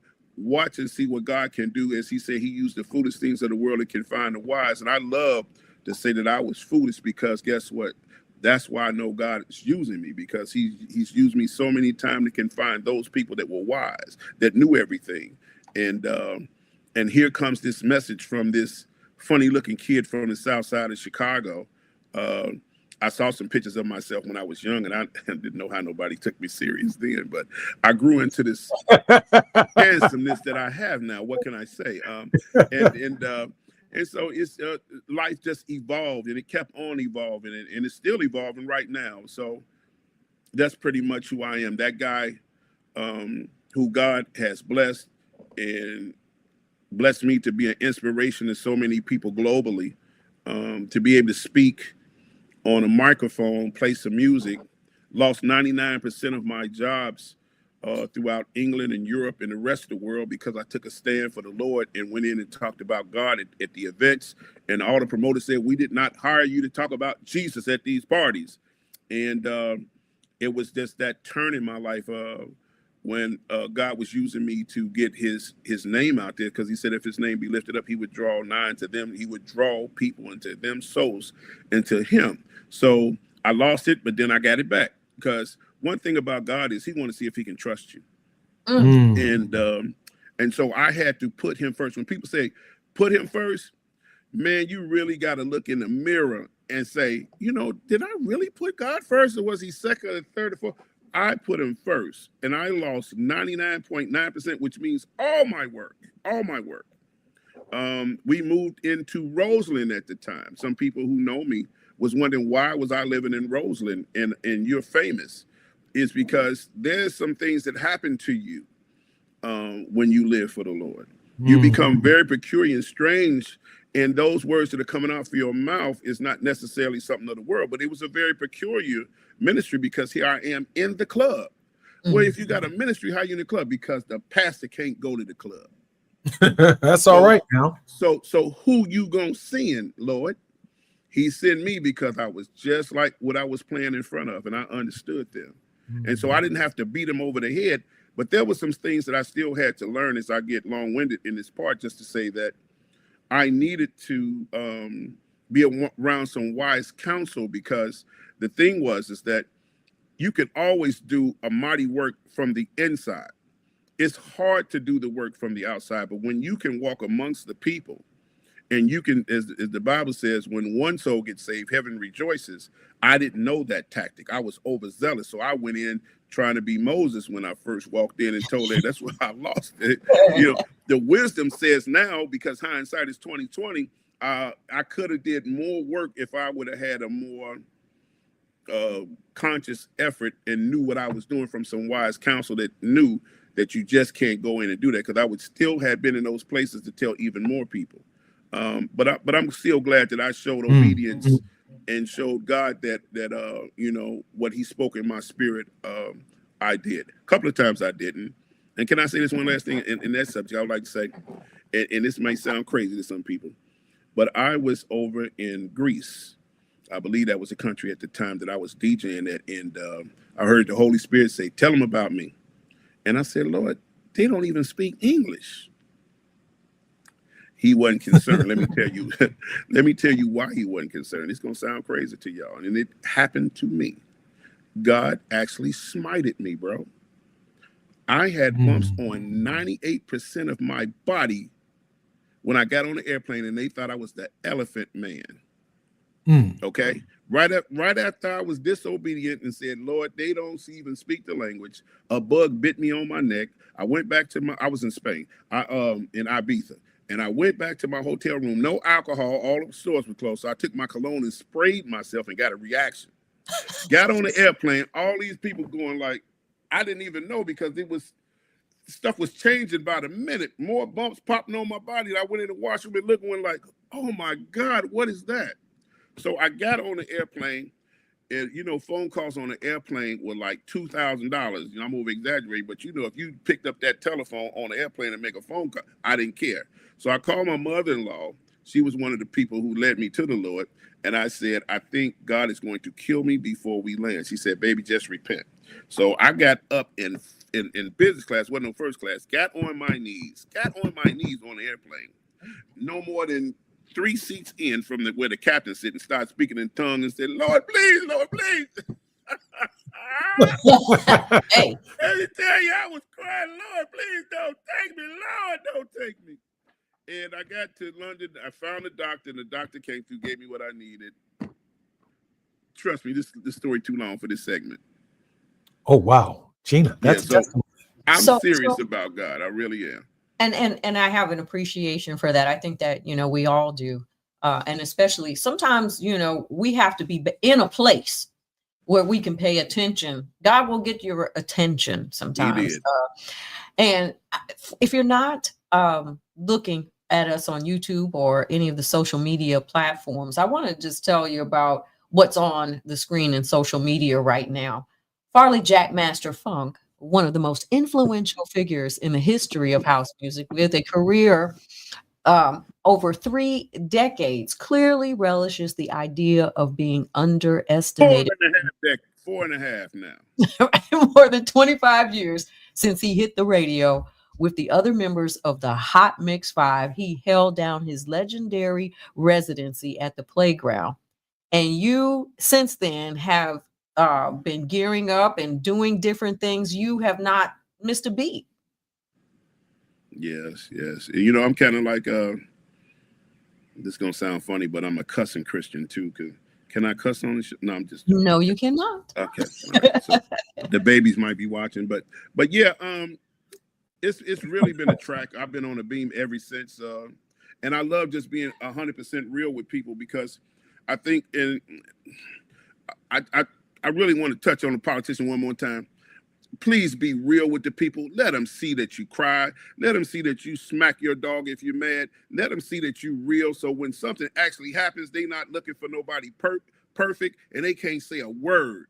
Because we got somebody very orange who is freaking the planet Earth out, and he's saying stuff that sounds like, oh my God, but they're going like, "But that sounds kind of real to me." Man, let's give it to him real, man. Let's give it to him like we really do have problems, like we really do have health problems, like we are really human beings. I think people will tap into us more when we let them know that we are not a robot, we are human. No, yes, we are. And you know what? I count on other people, and have had to develop personally a thick skin associated with people who say things about me. Because what I find out about it more than anything, Farley, is that I learned this from my father. Whether they say something positive about you or they say something negative about you, I'm on their mind, man. That's right. Or you're on their mind. So my dad learned and told me to develop the skin, because the fact that I'm on your mind, he said there are 3 things: you can love someone, you can hate someone, or you can be indifferent towards someone. He said, do you know what is worse than hating someone? To be indifferent to someone, where they don't matter. between love and hate, we at least have emotions that we can work with, both positive and some of them might even be destructive. But if I walk by you and you don't exist, indifference, Dad said indifference is worse than hate. And so I don't have a problem staying between the positive and the negative, because that's where the power is. If you can stay between those who are saying something kind about you and those who are detracting and saying something, y'all talking about me. Come on, man. When I step into the room, when Farley, the Jack Master, steps into the room, when Gina steps into the room, we bring that kind of power and bring that kind of smoke. I'm Jesse Jackson Jr., listening to the Jesse Jackson Jr. show on KBLA Talk 1580. More with the Jack Master and Gina Towns when we come forward. The station you turn to when you've had it up to here with cultural incompetence. KBLA Talk 1580. I'm Amber Payton with BIN News Now. New York City Police Commissioner Jessica Tisch is apologizing to Mayor-elect Zohran Mamdani after her brother made inflammatory remarks about him. I look forward to being a mayor for each and every New Yorker, including Jewish New Yorkers. At a private event, her brother reportedly called Mamdani, quote, an enemy of the Jewish people, end quote. Senator Lindsey Graham says witnessing Rwanda and the Democratic Republic of the Congo sign a peace deal in the Oval Office was a historic moment. He praised President Trump for brokering the agreement, noting the decades-long conflict has claimed millions of lives. And the estate of the notorious B.I.G. is denying claims in Netflix's new docuseries about Sean Diddy Combs, including that funeral costs were paid using Biggie's record deal money. Wayne Barrow, who helps manage the estate, told The Breakfast Club's Lauren LaRosa the story is not true and called it disrespectful to imply Biggie's family would not notice that. Get BIN News Now on demand 24/7 on the iHeartRadio app. Compassion sponsorship means food, healthcare, education, and most of all, being known, loved, and protected. There are thousands of kids waiting over a year. End their wait. Sponsor a child with compassion today. Text the word radio to 83393. This is the KBLA Sports Minute with Ray Richardson. A little more perspective on LeBron's double-digit scoring streak that came to an end Thursday night in Toronto. The streak ended at 1,297 consecutive games where LeBron scored 10 or more points. The streak started on January 6, 2007, when LeBron was in his fourth season in the NBA with Cleveland. The 1,297 is an NBA record that will likely never be broken. Michael Jordan had 866 straight games scoring in double figures during his 15-year career. Kareem Abdul-Jabbar has 787. The longest current streak among active players is Kevin Durant with 267. Durant is 1,030 games behind LeBron. At age 37 and playing in his 18th season, it is doubtful Durant will be around to play that many games to catch LeBron. Stick a fork in this record. This is one record LeBron won't have to worry about after he retires, whenever that will be. No debates, no speculation, just the info you need. That's your KBLA Sports Minute. I'm Ray Richardson on KBLA Talk 1580. We've got a lot to talk about. I'm Reverend Gerald, the life coach. Is someone you love struggling with addiction and mental illness? Is improving your family's health important? Want to leave a legacy that your family can grow? Are you ready to enhance your perception of life experiences? Then wake up weekends at 7 a.m. with Urban Family Focus and get the wisdom, opportunity, resources, and motivation to live your best life. Join the conversation on Urban Family Focus Saturday and Sunday at 7 a.m. Unapologetically progressive. KBLA Talk 1580. We've got your black. Established in 2020 during a time of deep racial unrest across our state and country, the Black Freedom Fund was created to make sure that leaders and organizations working to support Black communities and build power have the resources they need to stay in the fight for the long haul. We believe that those closest to the issues impacting our communities know best how to solve them. That's why in just the last 5 years, we've granted more than $45 million to over 200 grassroots organizations across California. That is the largest collective investment in Black organizing in history, and we're just getting started. We are clear-eyed and committed, more now than ever, to our people, our power, and our possibility. Join us in creating a future where Black people harness their full power to shape their lives and realize a just world for all. Learn more at fundblackfreedom.org. That's fundblackfreedom.org. The Black Freedom Fund is proud to sponsor Conversation Live Altadena Rising with James Farr on KBLA Talk 1580. The holidays mean more travel, more shopping, more time online, and more personal info in more places that could expose you more to identity theft. But LifeLock monitors millions of data points per second. If your identity is stolen, our US-based restoration specialists will fix it, guaranteed, or your money back. Don't face drained accounts, fraudulent loans, or financial losses alone. Get more holiday fun and less holiday worry with LifeLock. Save up to 40% your first year with promo code NEWS. Visit lifelock.com. Terms apply. The only thing between you and your best self is a start button. This Cyber Monday, explore the world with Nordic Track. From the peaks of Peru to the streets of Paris, every workout moves you somewhere new with iFit trainers leading the way. The equipment's amazing, smooth, quiet, and those screens make it all feel real. Ready to start your next workout adventure with the #1 treadmill brand in the US? Shop NordicTrack.com for Cyber Monday savings. Nordic Track. Train anywhere, explore everywhere.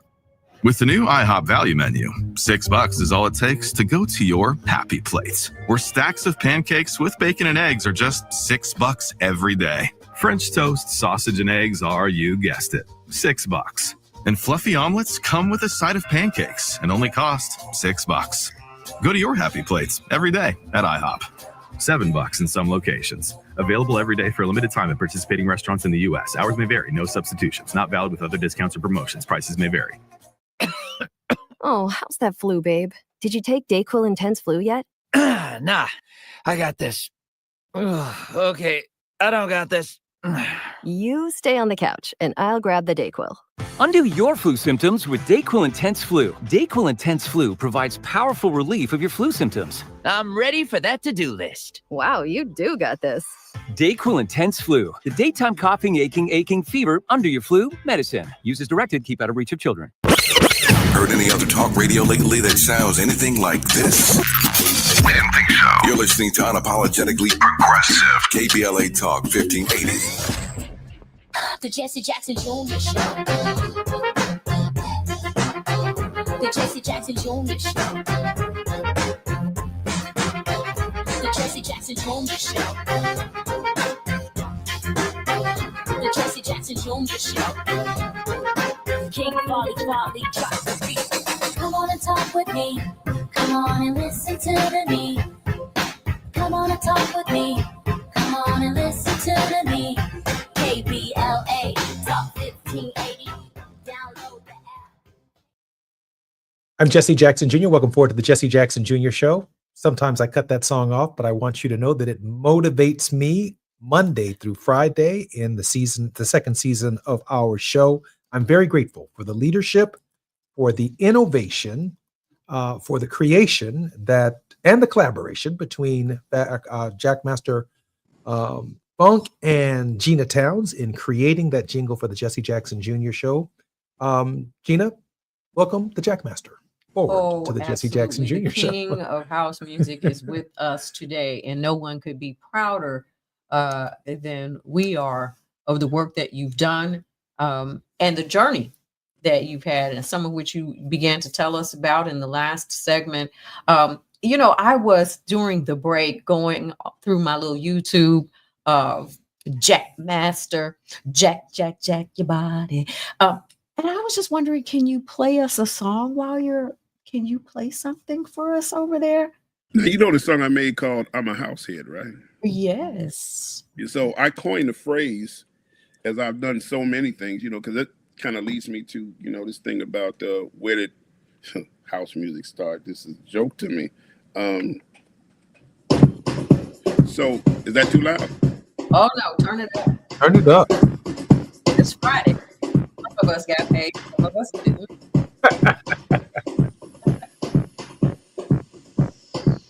So it's been like a joke because people they don't know where house music started. That they're guessing, and it depends on who your fan base is. And we've had some real unfortunate things that have happened throughout this thing discovering house music. So if you had Conrads that worked at newspapers and they worked in the press, they didn't like the other DJ for whatever reason, they covered the other DJ. And so we come across this point right here. And And that point was the Rainbow Coalition of, I shouldn't even say rainbow, but the LGBTQ community. And by Frankie being gay, and I'm not gay at all, they wrote about him. So the thing about it was the gays went to Frankie's club because it was a gay club, and the playground was a heterosexual club. And so their influences for them came from Frankie. And if they worked at the various outlets, in those days, they had to live a very undercover life.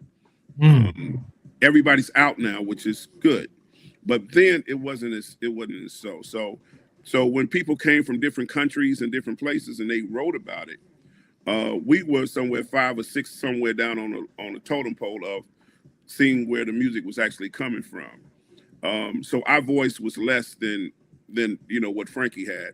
So that's the disclaimer that I have to put on it. It was very unfortunate, and you can't get it out of the press because once it's wrote, it's there. And so that had a lot to do with it. But house music started with Jesse Saunders at the Playground. The very first house record that was ever recorded was with Jesse Saunders of the Chosen Few from the Playground. Now Jesse was my partner, and we made music together. And the drum machines and the things that you saw in that video, those drum machines were never at the warehouse. In fact, they were at the power plant because the warehouse closed in 1982. We didn't have drum machines in the club until 83. So there's a lot of things on the timeline that are wrong. But it's okay though, because it's okay and not okay. but we move forward because this music is more important than just one person. The music is a global iconic movement, and it came from Chicago from many people. And so it's kind of hard to be able to say that one man did everything. But Jesse released the first record. I released the second record. Frankie released a record by Jamie Principle. That wasn't his record. It was called Your Love.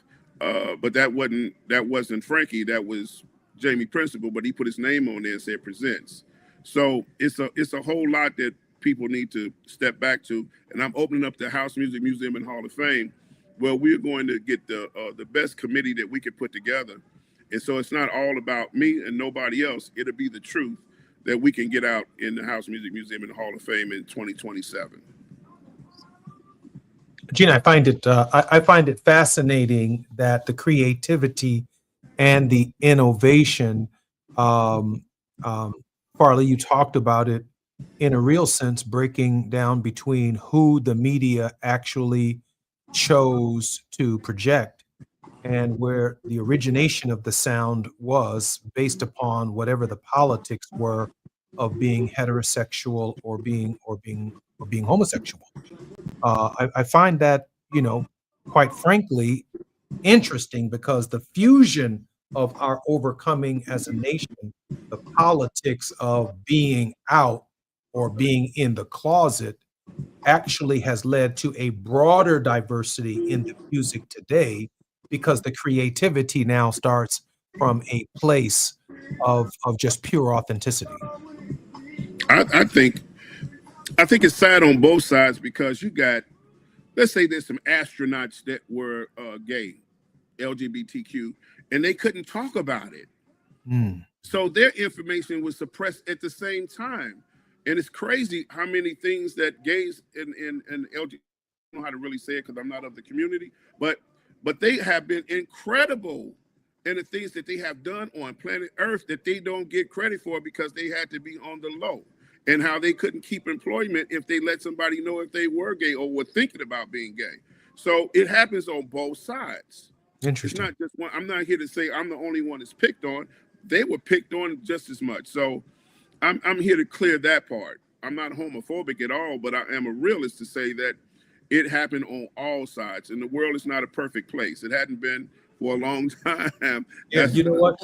But race is so real though, right? Because if you're LGBTQIA and you're Black, I mean, you really getting hit in the head because of the way our community at that time, and to some extent the church even to this day, condemns people for being themselves. I mean, outrageous, just outrageous. And Well, it it's leads just to, to of the course, word. higher incidences of suicide and all kinds of other stuff. Yeah, man. Yeah, it's the soul first. It's crazy. It's crazy, Gina. So I wanted to make sure, because we love music, and music has its origin in so many different places. And so while you guys were talking, I did a little bit of research. And so on the West Coast, we've got West Coast hip hop, and we have iconic rock. Let's see what else. Influential pop, punk, hardcore, grunge. So we all have something to be proud of. And of course, New York City is the birthplace of jazz, hip hop, punk rock, disco, salsa, folk Broadway. But then, we got to come back to Chicago. I'll tell you this quick story because you were at WBMX during that day. I went to Hampton University and everybody brought all of their music from where they were. And, you had the East Coast swing and Chuck Brown. And we love DC for the trouble funk. And so, it was very interesting because I took my little tape from WBMX out onto the block, and they were like, well, what is this? And I was like, this is my mix from WBMX in Chicago. And it was a mix of Planet Rock. And when I'm telling you, they put that thing in that boom box and everybody was like, oh, on the block, they were like, get down, Chi-Town. So we have a very rich culture. And when we come forward from the break, we will definitely talk more about music and your evolution and the evolution of our people. We need 4 more hours. The king of house music, Farley Jack Master Funk, is our guest on KBLA Talk 1580. More when we come forward. Say the quiet part out loud. KBLA Talk 1580. Looking for a purposeful and passionate way to make a difference in your community? Volunteer with our Senior Medicare Patrol and help prevent Medicare fraud. SMP volunteers work in their community educating peers about healthcare fraud and how to prevent and detect it. Free training starts soon. Check us out online or at an SMP open house near you. We're on a mission to stop fraud. Join our team. You make a difference. Visit caSMPvolunteer.org. Are you drowning in IRS tax debt? With Civic Tax Relief, they were able to save me upwards of $80,000 that I would have had to pay had I not reached out to them. Get ready for a toll-free hotline. Take advantage of new IRS tax forgiveness programs that may protect you from IRS collection agencies. I owe the IRS $37,000. They have the power to garnish your wages, put liens on your property, and levy your bank account. Civic Tax Relief can help protect you from the IRS. Civic Tax Relief basically represented me against the IRS. By the time everything was completed, I didn't owe the IRS anything. Find out about the Fresh Start program that is now available through Civic Tax Relief. Civic Tax Relief's special tax hotline can help you discover all the relief programs available for free. I would recommend anyone who has a tax problem to contact Civic Tax Relief. Just call 800-404-4999. 800-404-4999. Don't wait. Call now. 800-404-4999. 800-404-4999. Hear that? That's the sound of your life. Perfectly imperfect. Beating in rhythm to the world you've created. But every time you drive after drinking, music gets drowned out. Your life sounds pretty great. Don't let a buzz ruin it. Buzz driving is drunk driving. Don't drive buzzed. A message from NHTSA and the Ad Council. KBLA Talk 1580. We've got a lot to talk about. Imagine a Los Angeles where everyone can thrive, where communities have access to the resources they need to succeed. That's the vision of Detours Mentoring Group, Inc. They're dedicated to improving life in LA County by providing educational support, employment assistance, and spaces for community engagement. By 2050, they want LA to be the best place to connect, create, learn, live, and play. They're working toward an education system that's well-resourced and culturally responsive, becoming a hub for artists and innovators, and making sure everyone has access to healthy food, quality healthcare, and safe housing. It's about building a future where we all have the chance to succeed. We invite you to learn more about their mission and get involved with Detours Mentoring Group, Inc. This is a community call to action from KBLA Talk 1580. Texting privacy policy and terms and conditions posted at textingterms.us. Texting enrolls you for recurring automated text marketing messages. Message and data rates may apply or price stop, opt out. Hey man, how did the date go? I had to cancel. I don't get paid until Friday. You didn't know that you can get up to a $750 paycheck advance with the Current app? Where was that information yesterday? All you have to do is download the app, see if you qualify. $750. Boom. You think I should call her back? Yeah. I'm going to do it. All right. Need money before payday? Current has you covered. Set up an eligible direct deposit to see if you qualify for a paycheck advance of up to $750. Get ahead with Current. Text ACTION to 323232 to sign up today. That's ACTION to 323232. ACTION to 323232. ACTION to 323232. Paycheck advance is offered by FindCo Advance LLC, a financial technology company, not an FDIC-insured bank. Eligibility and available amounts may vary and are subject to change at any time. For full terms and conditions, visit current.com or call 1-888-851-3177 for more information.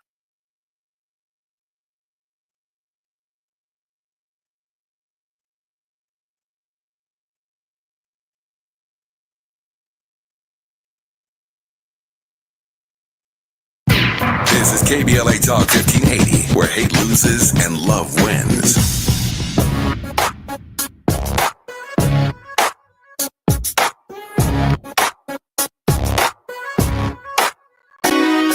Jesse Jackson Jr. Show. The Jesse Jackson Jr. Show. I'm Jesse Jackson Jr. You're listening to the Jesse Jackson Jr. Show on KBLA Talk 1580. Happy Fridays and the end of our week, and we hope you're having an enjoyable time moving through traffic on the West Coast and here in Central Standard Time, Midwestern America, and on the East Coast. Definitely in traffic right now. I'm Jesse Jackson Jr. Our very special guest on Fat Fridays is our contributing host, our creator, Gina Towns, as well as the iconic king of house music, Farley Jack Master Funk, is our very special guest. Farley, just before we have a couple of questions, I try to leave for our guests at the end of the program 3 minutes for a word of hope. So even as you answer these remaining questions, you know, to the top of the show, we got a hard stop, but I certainly like to hear your 3-minute word of hope to our nation, to our people for such a time as this. Gina? Well, you know, when we left out at the last segment, we were just talking about the contributions that we have had, you know, and what city you're from. It's almost like having football teams for a lack of a better comparison. You know, things that we champion and we enjoy each other's music. And, you know, Chicago has been pivotal for blues and house music. And what I really thought was very interesting is that I got to meet so many of those pivotal people who came through and are demigods, really, in the house music, like Curly, Wayne Williams, and obviously we have house music that we treasure. I want to thank you so much for, you know, unsolicited hearing the show, listening to the show, and deciding, hey, you guys, you know, I want to do something for you. So thank you for the music that we have, and we were able to launch in our new season. Farley, thank you so much. I can't thank you enough for that, Farley. It is very motivating, very inspiring, and it gives us, you know, the energy on this side of the show. And without your creativity and your historic support, not just of me, but the work that civil rights activists, especially Reverend Jesse Jackson, has done in the city of Chicago for more than 5 decades. The Jack Master has always been present. He's always been available, and he never charges anything when he gives to the community, and he sees it as a worthy cause and a worthy subject matter. And so because of your giving spirit, we are certainly grateful for that. Gina?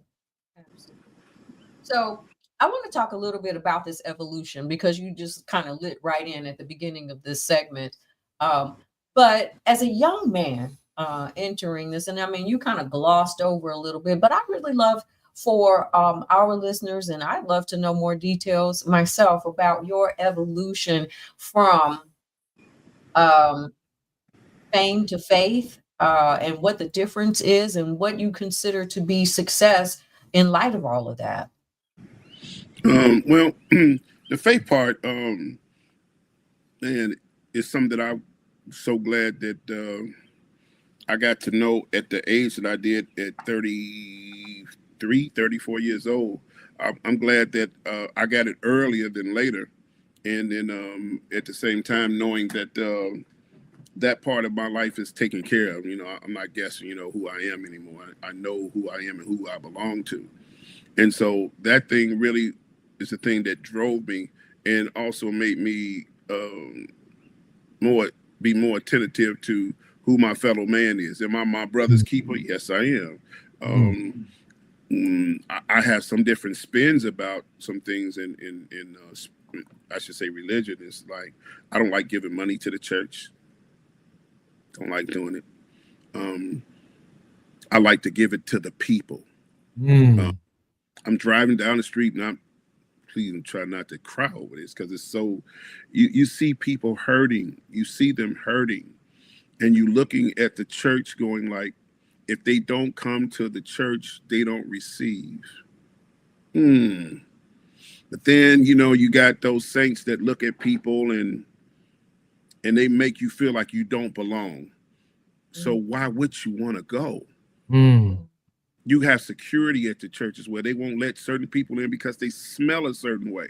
You know, that's interesting. Can I jump in right there? I spent a lot of time in Los Angeles and in Gardena. There is the City of Refuge with Bishop Noel Jones. Yes. And I spent a lot of time in that church. And I remember one Sunday, there was a woman who perhaps came, you know, straight to church from where she was working.